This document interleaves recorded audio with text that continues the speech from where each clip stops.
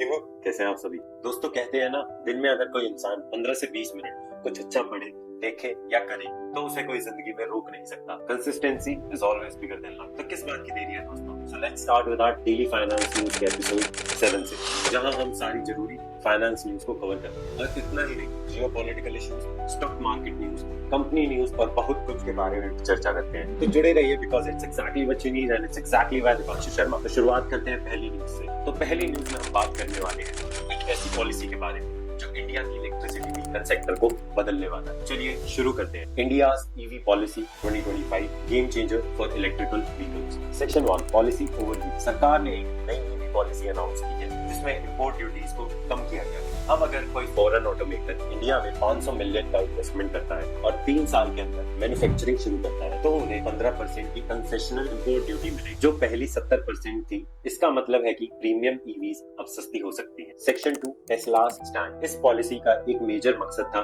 Tesla को India में manufacturing के लिए इनवाइट करना, लेकिन रिपोर्ट्स के मुताबिक टेस्ला अभी भी इंडिया में लोकल प्रोडक्शन में इंटरेस्टेड नहीं है। इसका मतलब है कि पॉलिसी का असली फायदा शायद दूसरे ग्लोबल प्लेयर्स को मिल सका है। Section 3 impact on the domestic players. Domestic automakers जैसे टाटा मोटर्स और महिंद्रा एंड महिंद्रा ने इस पॉलिसी पर अपनी चिंता व्यक्त की है। उनका कहना है कि इससे उनकी कॉम्पिटिटिवनेस पर असर पड़ेगा क्योंकि उन्होंने ऑलरेडी लोकल ईवी मैन्युफैक्चरिंग में हेवी इन्वेस्टमेंट कर रखी है। Section 4 battery manufacturing boost. Budget 2025 में सरकार ने ईवी बैटरी मैन्युफैक्चरिंग के बूस्ट देने के लिए कुछ की मिनरल्स जैसे cobalt, lithium ion battery scrap, lead zinc पर इंपोर्ट ड्यूटीज हटा दी। इससे बैटरी प्रोडक्शन की कॉस्ट कम होगी और ईवी और अफोर्डेबल बन जाएगी। Section 5 future outlook. अगर मैं अभी प्रेजेंट की बात करूं तो according to Tata Motors, Hyundai and other EV brands, they have started getting profitable per unit since a year. क्या इसका मतलब हो सकता है ऑटोमोबाइल इंडस्ट्री में शिफ्ट आ रहा है? इंडिया का टारगेट है कि 2030 तक टोटल कार सेल्स में ईवी का शेयर 30% हो। इस पॉलिसी से ग्लोबल ऑटोमेकर्स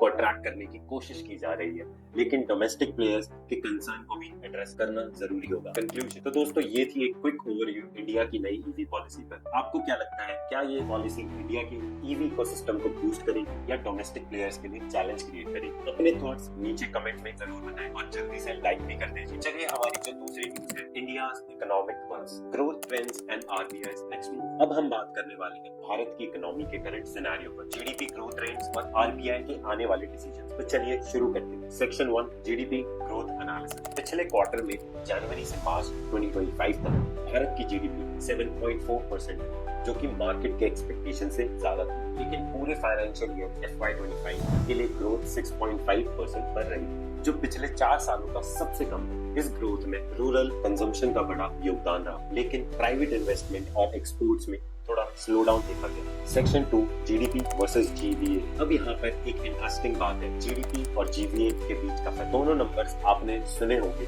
लेकिन नए लोगों को कंफ्यूजन भी हो सकता है, तो इसे समझाते हैं आसान भाषा में आपको। जीडीपी यानी ग्रॉस डोमेस्टिक प्रोडक्ट। ये मेजर करता है एक इकोनॉमी में total value of goods and services जो प्रोड्यूस हो रहे हैं, जिसमें प्लस किए जाते हैं टैक्सेस, मतलब गवर्नमेंट की इनकम जो कि टैक्सेस से आती है, एंड माइनस की जाती है सब्सिडीज।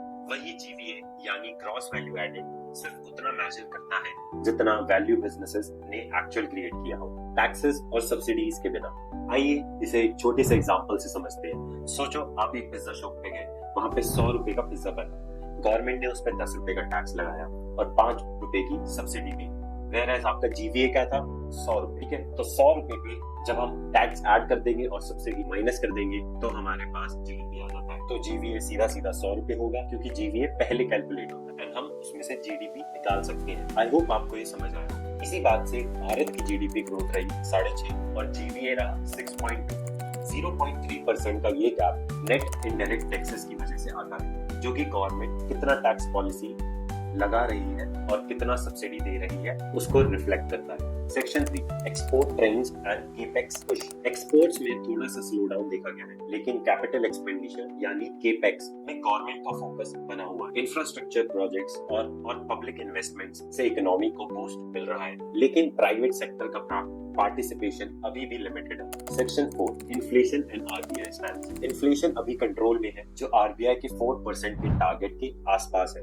इस वजह से एक्सपर्ट्स एंटिसिपेट कर रहे हैं कि आरबीआई अपने अगले monetary policy committee MPC meeting में रिपोर्ट रेट को 25 बेसिस पॉइंट से कट कर सकता है। जो कि 6 जून को होगा। ये डिसीजन इकोनॉमिक ग्रोथ को सपोर्ट करने के लिए हो सकता है एंड इससे मार्केट एंड स्टॉक मार्केट को कुछ देखने को भी मिल सकता है, specially banking and finance sector. Section 5 global factors and future outlook. Global economic uncertainties जैसे कि ट्रेड टेंशन और जियोपॉलिटिकल इश्यूज भारत की इकोनॉमी पर असर डाल सकते हैं, लेकिन डोमेस्टिक फैक्टर्स जैसे कि रूरल डिमांड, गवर्नमेंट स्पेंडिंग और पोटेंशियल रेट कट्स से इकोनॉमी को कुशन मिल सकता है।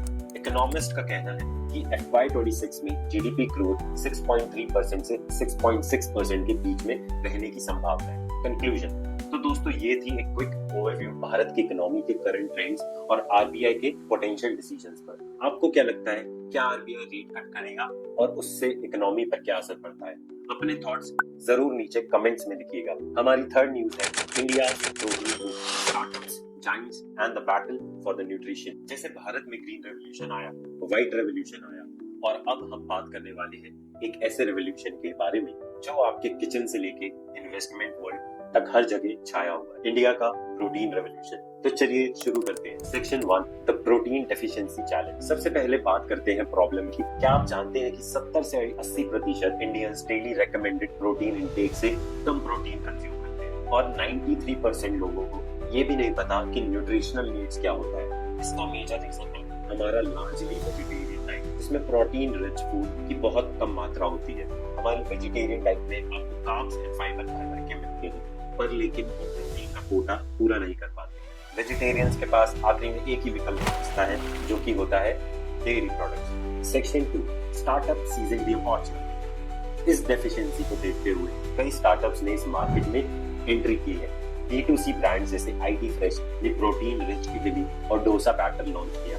द हेल्थ फैक्ट्री जैसे ब्रांड जीरो मैदा प्रोटीन ब्रेड ऑफर कर रहे हैं। फ्लाइंग बीस्ट के गौरव तनेजा जो कि एक यूट्यूबर है, उन्होंने भी वे प्रोटीन ब्रांड में छलांग लगाई। इनका फोकस है डेली स्टेपल को प्रोटीन से एनरिच करना ताकि आम आदमी की डाइट में प्रोटीन काफी हो। Section 3 big players entering the arena. जब मार्केट में पोटेंशियल दिखता है तो बड़े बड़े प्लेयर्स भी एंटर करते हैं। जैसे द जायंट अमूल ने high protein super milk launch किया है, जिसमें 30 ग्राम्स ऑफ प्रोटीन है 1 लीटर में, और मदर डेयरी ने प्रो मिल्क इंट्रोड्यूस किया है जिसमें 40 ग्राम्स है 1 लीटर में। इन प्रोडक्ट्स का टारगेट है आम कंज्यूमर्स जो अपने रेगुलर डाइट में प्रोटीन को ऐड करना चाहते हैं। Section 4 investment search in protein startups. Protein sector में इन्वेस्टमेंट भी काफी बढ़ गई है। रेन मैटर जैसे वेंचर कैपिटल फंड्स पिछले 2 साल में 12 प्रोटीन फोकस स्टार्टअप्स में इन्वेस्ट किया है। ये startup protein supplements, shakes, energy bar और इवन प्रोटीन चॉकलेट ऑफर करते हैं। मार्केट एक्सपर्ट्स का कहना है कि इंडिया का प्रोटीन सप्लीमेंट मार्केट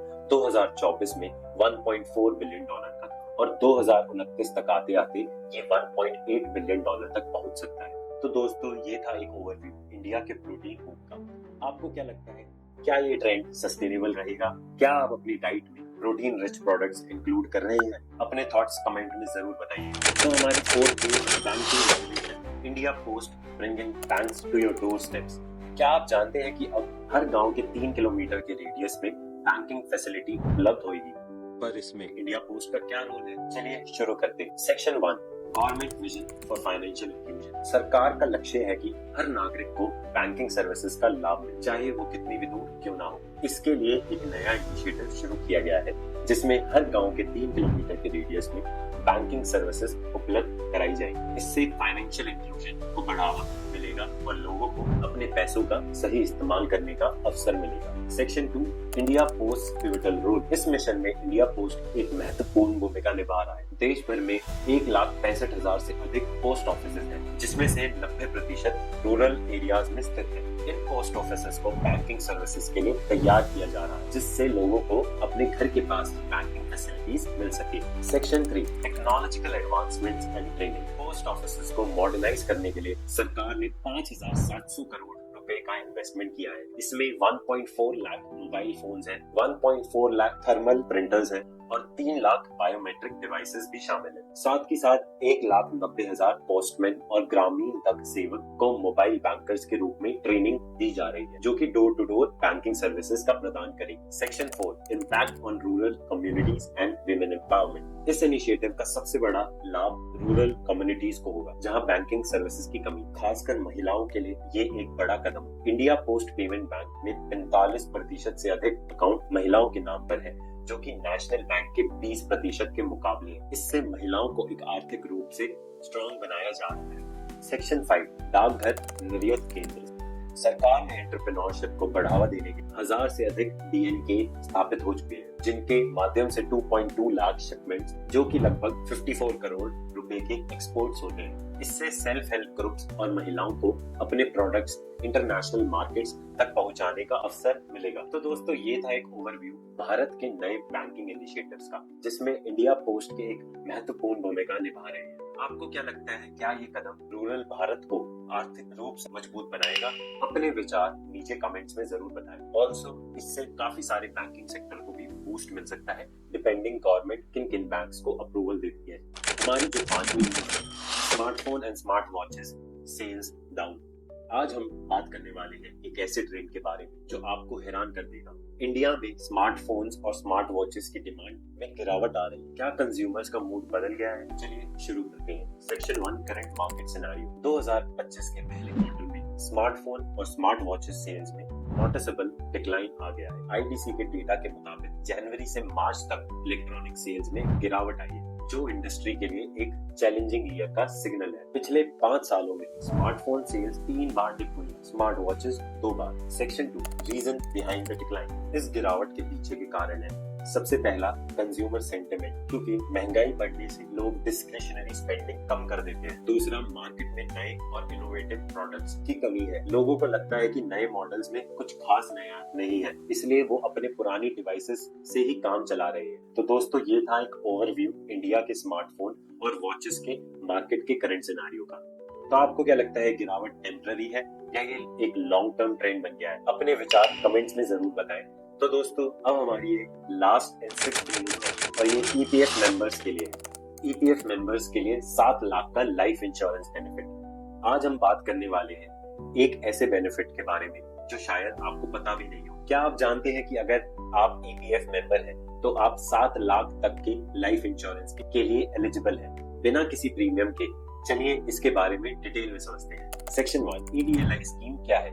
ईडीएलआई यानी employees deposit linked insurance scheme EPFO द्वारा 1976 में लॉन्च की गई। इसके मकसद है कि अगर किसी एम्प्लॉय की जॉब के दौरान डेथ हो जाए तो उनके नॉमिनी या लीगल हेयर को एक सर्टेन अमाउंट इंश्योरेंस बेनिफिट में मिलती है। इस स्कीम का फायदा ऑटोमेटिकली हर ईपीएफ मेंबर को मिलता है, और इसके लिए आपको अलग अलग कोई प्रीमियम नहीं देना पड़ता। सेक्शन 2, 7 लाख तक का लाइफ इंश्योरेंस बेनिफिट। 2021 में सरकार ने ईडीएलआई स्कीम के बेनिफिट्स को एनहेंस कर दिया था। मिनिमम बेनिफिट 2.5 लाख और मैक्सिमम बेनिफिट 7.5 लाख तक बढ़ा दिया था। ये बेनिफिट्स इनिशियली 3 साल के लिए थे, लेकिन अब इन्हें अप्रैल 28, 2024 से रेट्रोस्पेक्टिवली एक्सटेंड कर दिया गया है, बिना किसी एंड डेट के।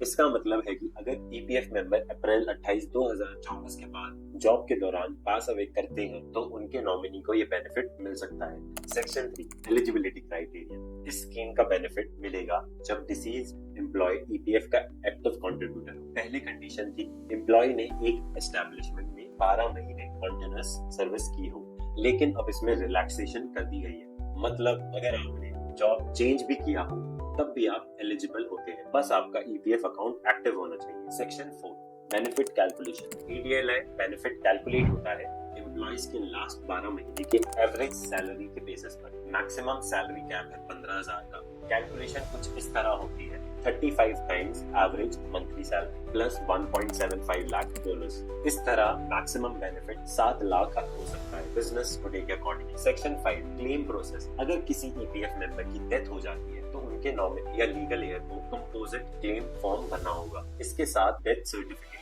बैंक अकाउंट डिटेल्स और आइडेंटिटी प्रूफ सबमिट भी करना होगा। क्लेम प्रोसेस को आसान बनाने के लिए ईपीएफओ ने ऑनलाइन फैसिलिटीज भी प्रोवाइड की हैं, जिसका लिंक आपको डिस्क्रिप्शन में मिल जाएगा। अगर आप ईपीएफ मेंबर हैं तो इस बेनिफिट का जरूर फायदा उठाइए। तो अगर आपको ये वीडियो इन्फॉर्मेटिव लगा तो लाइक करना ना भूलिएगा, सब्सक्राइब करना ना भूलिएगा, and do not forget to press the bell icon because it's exactly what you need and it's exactly by Dipanshu Sharma. तो मिलते हैं नेक्स्ट वीडियो में, तब तक के लिए थैंक यू, जय हिंद।